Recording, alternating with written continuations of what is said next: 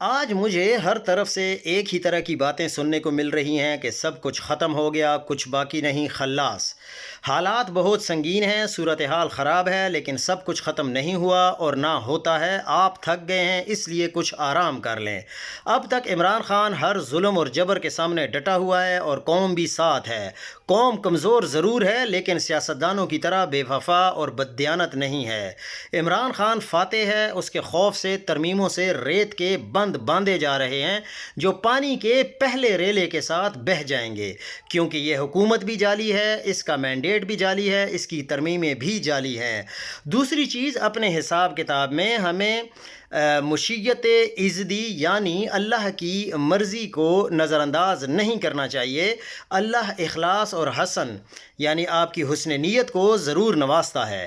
عمران خان کے لیے جو کچھ ممکن تھا اس نے کیا، اب اللہ کی باری ہے، اور قوم کے دل بھی وہی پھیرتا ہے۔ لازم ہوا تو وہ دل پھیر دے گا اور خان کی رہائی کے لیے ملینز کے قافلے اسلام آباد کی طرف چل سکتے ہیں۔